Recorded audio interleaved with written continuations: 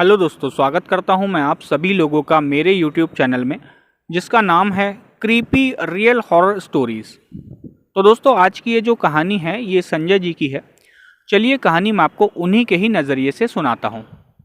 मेरा नाम संजय है और ये जो घटना मैं आज आप सभी लोगों के साथ शेयर करने जा रहा हूं, ये घटना दरअसल मेरे मामा जी के साथ घटी थी। दरअसल ये घटना उनके साथ लगभग आज से 15-16 साल पहले घटी थी। तब उनकी उम्र शायद 20-22 साल की रही होगी। दरअसल जो मेरे मामा जी हैं वो गांव में रहते हैं और आप लोग तो जानते ही हैं, जो गांव के जो घर होते हैं वो मतलब काफ़ी बड़े बड़े होते हैं। उसमें घर के बीच में जो है एक बड़ा सा आंगन होता है, आप लोगों ने देखा होगा। तो दरअसल हुआ ये था कि मेरे जो नाना नानी जी थे, उन्हें शादी में बाहर जाना था 2 दिन के लिए, शहर उनको जाना था। तो उन्होंने मेरे मामा जी से कहा कि तुम घर पर ही रहो और घर का ध्यान रखना, और जो गाय भैंस हैं उनका भी ध्यान रखना, उनका खाना पीने का समय से कर देना। तो मेरे मामा जी जो है रात को घर पर ही रुक गए।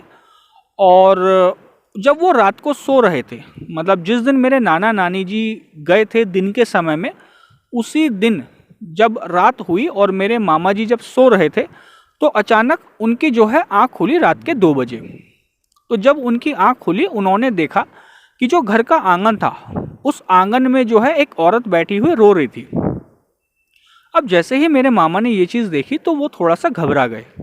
उन्होंने सोचा कि यार इतनी रात को, और वो भी अकेले, पूरा बाहर सुमसाम है, बिल्कुल घना अंधेरा है, और एक अकेली औरत यहाँ बैठ के रो रही है। वो काफ़ी जो है थोड़ा सा डर से गए। लेकिन उन्होंने फिर मन में ये सोचा कि हो सकता है शायद इस औरत को कोई मदद की ज़रूरत हो सकता है इस वजह से ये शायद हमारे गांव की ही औरत हो, क्या पता मैं इसकी कोई मदद करवाऊं। तो उन्होंने ऐसा सोच के वो उस औरत के पास गए और उन्होंने उससे पूछा कि क्या हुआ, क्या बात है, तुम यहाँ पे ऐसे क्यों बैठी हो, अगर तुम्हें कोई मदद की ज़रूरत है तो तुम मुझे बताओ।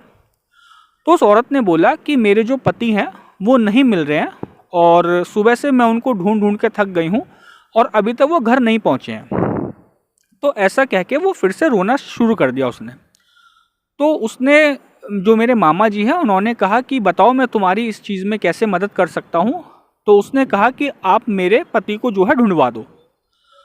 तो मेरे मामा जी ने जो है घर का ताला लगाया, और उनके साथ, मतलब घर से थोड़ी दूरी पे, लगभग 100 मीटर की दूरी पे जो है खेतों का रास्ता था। तो वो औरत मेरे मामा जी को वहाँ खेतों के रास्ते में जो है वो ले गई।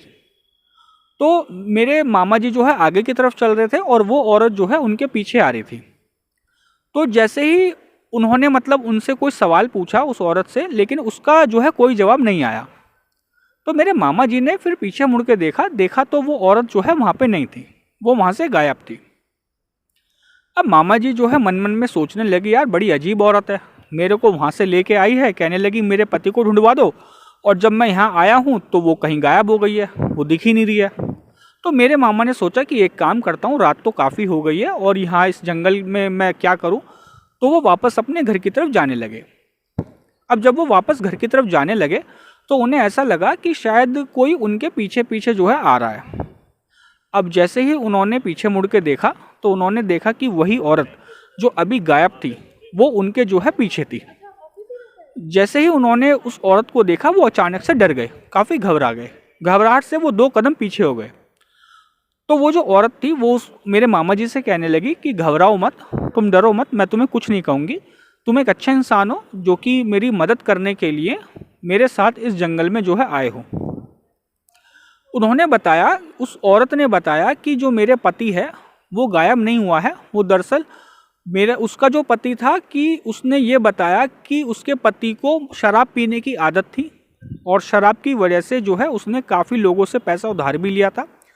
लेकिन पैसा उधार का जो है वो ना चुकाने की वजह से जो गांव के कुछ लोग थे, उन्होंने उसके पति को जो है मार दिया था, और जिस जंगल में, जिस खेतों के रास्ते में वो लाई हुई थी, उसकी लाश जो है वहीं खेत में जो है गाड़ दी थी। तो मेरे मामा जी ये बात सुन के और भी ज़्यादा डर गए। तो उन्होंने कहा कि मैं तुम्हारी इसके लिए क्या मदद करूं, तुम मेरे साथ चल के मैं तुम्हारी जो है रिपोर्ट इसमें करवा देता हूं, पुलिस स्टेशन में चल के मैं उन लोगों के खिलाफ रिपोर्ट करवा देता हूं।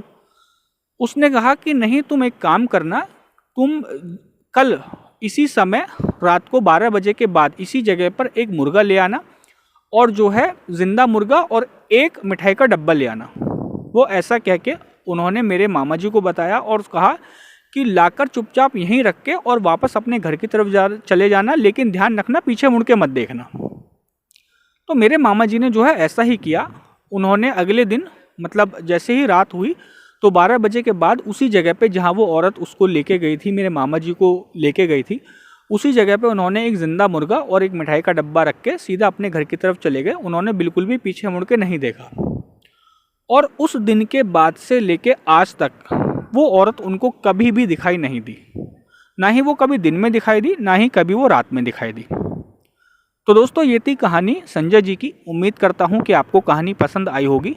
अगर आपको हमारे चैनल पे अपलोड की हुई कहानियाँ पसंद हैं तो आप हमारे चैनल को सब्सक्राइब कीजिएगा, वीडियो को लाइक कीजिएगा एंड कमेंट कीजिएगा। थैंक यू दोस्तों।